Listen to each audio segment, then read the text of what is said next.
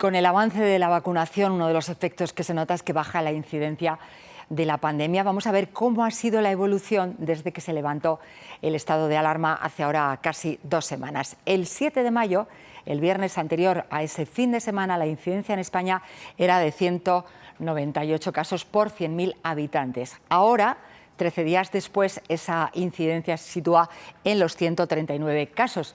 Es una bajada de casi 60 puntos. Los expertos son optimistas, pero creen que todavía es pronto para notar los posibles efectos de las primeras salidas después del fin del estado de alarma. Hoy el Gobierno ha hecho 2 anuncios que van directos a reactivar el turismo y adelantarse al verano. A partir del próximo lunes, los turistas del Reino Unido y Japón podrán visitar España sin restricciones y a partir del 7 de junio podrán venir los viajeros de todo el mundo que estén ya vacunados. El presidente del Gobierno ha aprovechado el escenario turístico, Fitur, la feria, para anunciar esta reapertura a los turistas. Estamos en Londres porque la mayoría de los turistas extranjeros proceden de allí, son británicos, pero empezamos en Fitur, Almudena Guerrero. Respecto al anuncio del 7 de junio, las vacunas deberán estar autorizadas por la Agencia Europea del Medicamento y por la OMS, y los vacunados podrán venir con sus familias. Eso sí, los niños mayores de 6 años tendrán que hacerse una PCR. Por otro lado, esta mañana se ha publicado en el BOE esa lista de 10 países desde donde podrán llegar sin ningún tipo de control, y el Gobierno ha pensado en el principal mercado emisor, en el Reino Unido. De hecho, el presidente ha repetido la noticia en inglés para que el mensaje llegara más claro a la prensa internacional. Desde el próximo lunes, España estará encantadísima de acoger a todos los turistas británicos y del resto de países que acabo de mencionar. Son bienvenidos, son bienvenidas a nuestro país sin restricciones y sin requisitos sanitarios. Es un anuncio del que desde luego se han hecho eco aquí los medios británicos, porque probablemente España es su destino favorito de vacaciones, pero también recuerdan que hace escasamente un par de días el propio primer ministro Boris Johnson insistía en el Parlamento de Westminster en que no se debe viajar a ningún país que esté incluido en su llamada lista naranja de destinos turísticos, a menos que exista alguna razón muy excepcional para hacerlo, como visitar, por ejemplo, a algún familiar enfermo. Además, están en vigor medidas disuasorias, como que quienes regresen a este país desde España deben guardar 10 días de cuarentena y gastarse por cabeza algo así como 300 euros en 3 pruebas PCR. Claro que esa lista de destinos se revisará probablemente a finales de este mes, si no a comienzos de junio.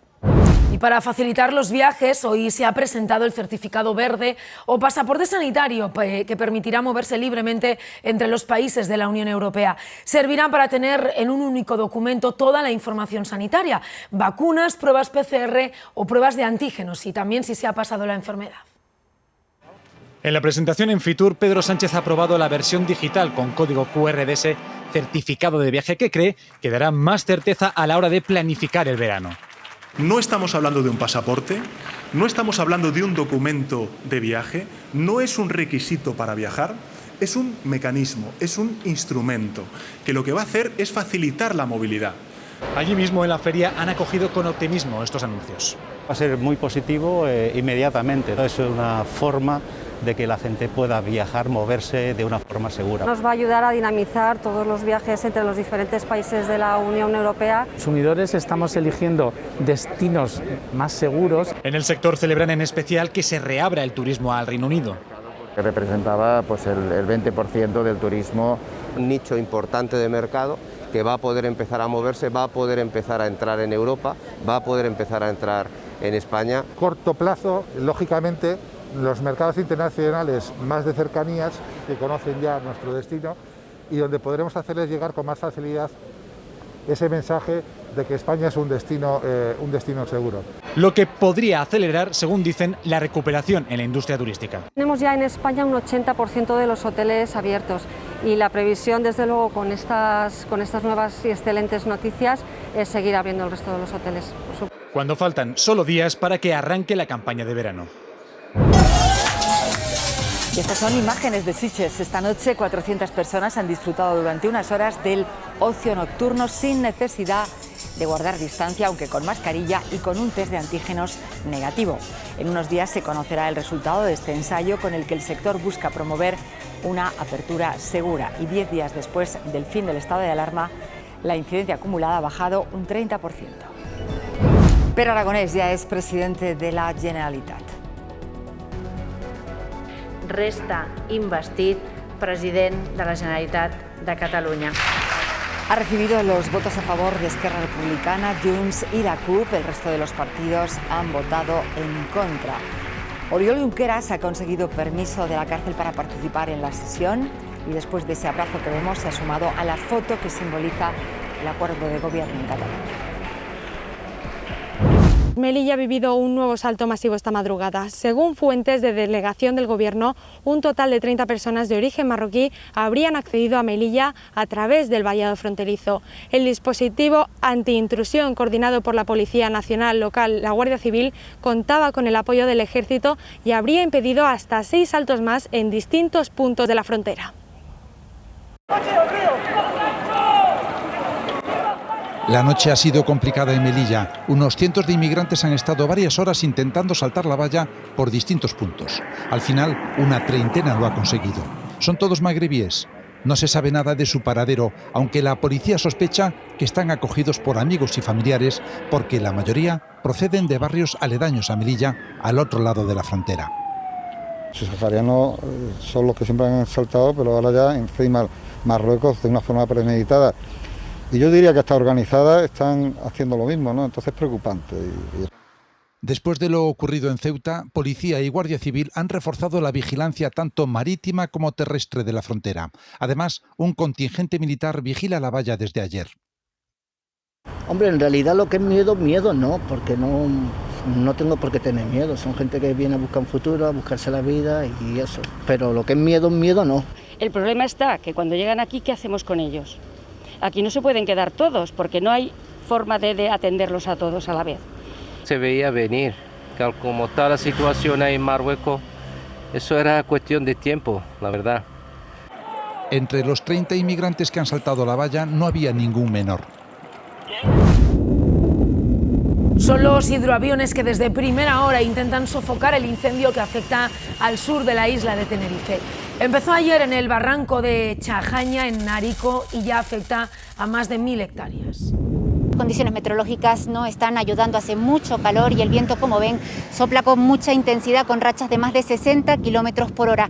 Se trata de un fuego eminentemente de superficie, eso significa que no es tan virulento como el de copa, eso sí, la orografía es muy complicada y llegar hasta la zona afectada está siendo muy complicado para los efectivos. Aquí vemos esa densa pared de humo. En estos momentos lo que más preocupa es el flanco derecho. Si el fuego avanzara hacia el oeste correría el peligro de llegar a entrar en otros municipios, como por ejemplo Granadilla.